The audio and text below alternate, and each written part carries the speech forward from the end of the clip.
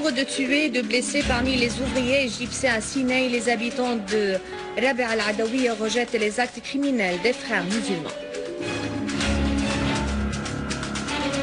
Des unités de l'armée arabe syrienne découvrent des substances chimiques dans un repère des terroristes dans le quartier de Jobar et saisissent un atelier pour la fabrication des charges explosifs à l'est de Palmyre.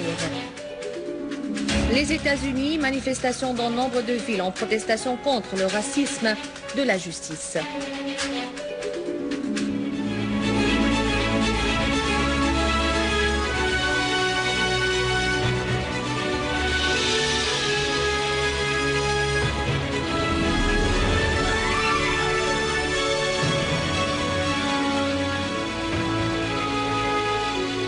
Des titres au détail, bonsoir. Le président Bachar el-Assad a promulgué le décret législatif numéro 47 de l'an 2013 concernant l'enseignement technique et sa diffusion en vue de développer la complémentarité entre l'enseignement et la formation. Ce décret prévoit de renforcer les liens entre l'enseignement, la conjoncture économique et les besoins des différents secteurs de la société en vue de développer parallèlement les progrès technologiques et l'enseignement. En vertu du présent décret, seront créées des facultés de technologie appliquées à Damas, à Alep, à Latakia, à Hama et à Dar es-Sor.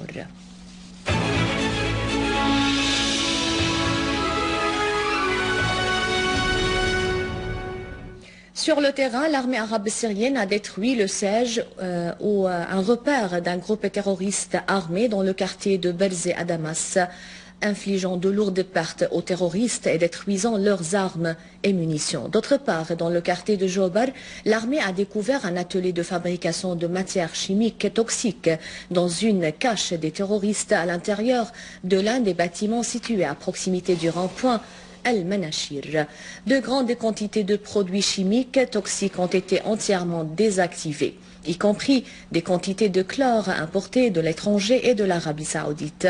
L'armée a trouvé également à l'intérieur de cet atelier des dizaines d'obus de mortiers vidés pour les remplir de matières chimiques toxiques. Au cours de ces opérations, l'armée syrienne, dans le quartier de Jobar, a fait plusieurs tués, dont 2 chefs terroristes recherchés ont été liquidés. Les terroristes soutenus par les régimes du Golfe, la Turquie et l'Occident, ont recouru à des substances chimiques pour fabriquer des armes chimiques en vue de tuer les Syriens. Ainsi, le 5 novembre 2012, les groupes terroristes armés ont préparé des substances chimiques. Le 19 mars 2013, les terroristes ont visé par des roquettes contenant des substances chimiques les civils à Khan al-Assal dans la banlieue d'Alep, faisant 25 martyrs et 130 blessés. Le 30 mai 2013, les services de renseignement turcs ont arrêté 2 personnes en possession du gaz sarin en vue de le faire trafiquer illégalement en Syrie. Le 6 juillet 2013, les services de renseignement ont découvert des grandes quantités de substances chimiques dans une ferme à Banias sur le littoral syrien.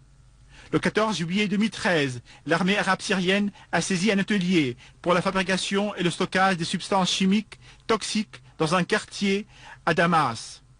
Des faits et des preuves filmées et diffusées par la télévision syrienne et des enquêtes menées par les Russies et livrées aux Nations Unies confirment que les gangs terroristes avaient fabriqué des armes chimiques et les avaient utilisées contre les Syriens. Le gouvernement syrien avait demandé aux Nations Unies d'ouvrir une enquête dans ce sens, mais cette organisation ainsi que certains pays ont abordé cette demande comme une opportunité pour répéter l'expérience de l'Irak dont le but de viser la Syrie. En dépit de cette réalité, la Syrie avait adressé une invitation au chef de la commission d'enquête internationale aux Nations Unies et à la représentante des Nations Unies pour les affaires du désarmement pour visiter la Syrie dans le but de mener une enquête sur l'usage des armes chimiques par les terroristes. Dans la banlieue de Palmyre, à Homs, les services compétents ont découvert lors du ratissage des zones situées à l'est de la ville des ateliers pour la fabrication des charges explosives, des équipements volés et des voitures.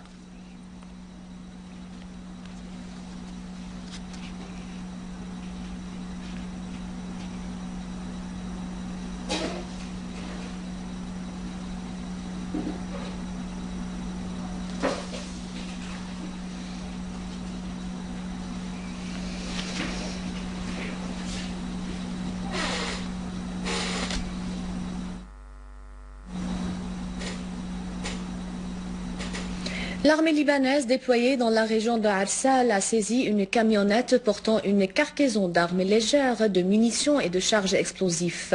Le commandement de l'armée a affirmé dans son communiqué que le véhicule portait une quantité d'armes, de munitions légères, de grenades et nombre de détonateurs et d'outils pour faire actionner les charges explosives à distance, outre une quantité de vêtements spéciaux soulignant l'arrestation d'un nombre de personnes impliquées dans cette affaire. Dans le même contexte, des sources sécuritaires libanaises ont affirmé que l'armée libanaise a arrêté 5 éléments du groupe terroriste Front Nasra, dont 2 Syriens, 2 Palestiniens et un Libanais sur l'autoroute Baalbek dans la Beqa.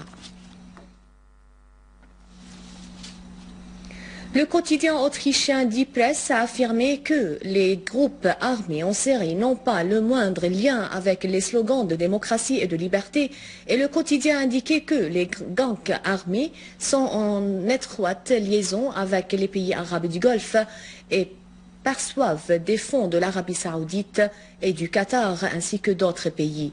Le quotidien a affirmé que ces pays portent la responsabilité directe des dizaines d'attentats terroristes dont étaient victimes un grand nombre de Syriens. Et le quotidien a révélé que des milliers d'éléments des gangs terroristes ne sont pas de nationalité syrienne, mais sont des groupes terroristes étrangers venant du Pakistan, de l'Afghanistan et de la Tchétchénie.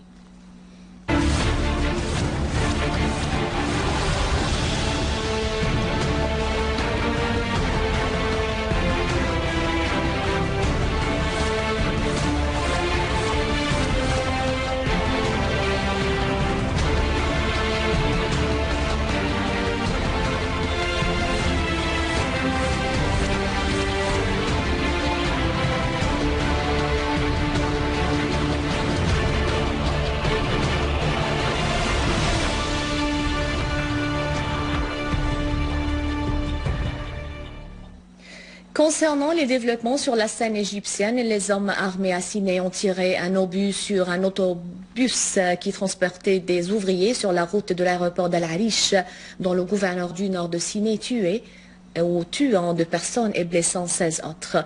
Des sources sécuritaires égyptiennes ont fait savoir que des hommes armés avaient fait exploser ce matin un établissement sécuritaire en train de construction et avaient blessé l'un des habitants. À noter que des hommes armés avaient déclenché pendant les 10 derniers jours des attaques contre l'armée et la police au nord de Sinaï, tuant et blessant nombre de policiers et de soldats de l'armée.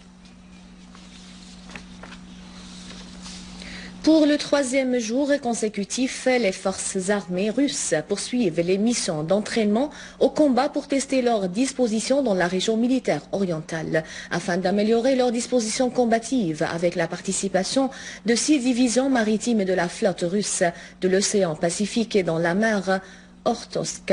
Plusieurs grandes villes américaines ont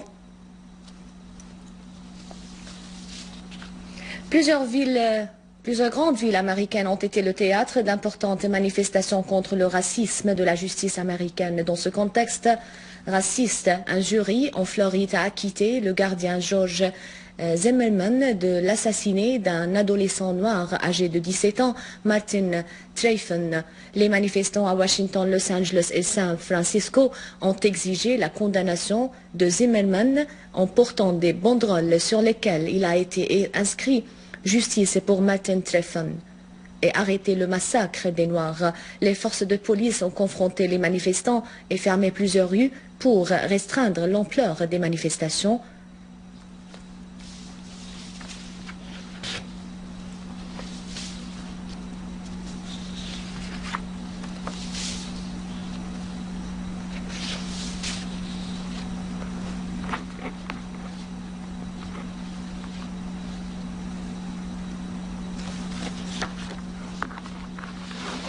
Un rappel des titres.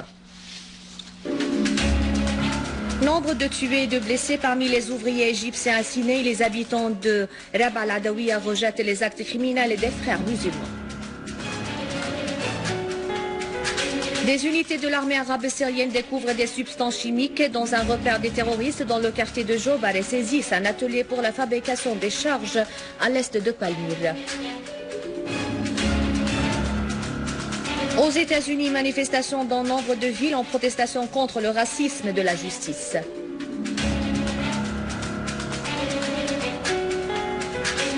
C'est la fin du journal. Merci de l'avoir suivi. À rappeler, veuillez visiter le site internet sayaonline.sy pour revoir ce journal et davantage d'informations. Merci de votre fidélité. Au revoir.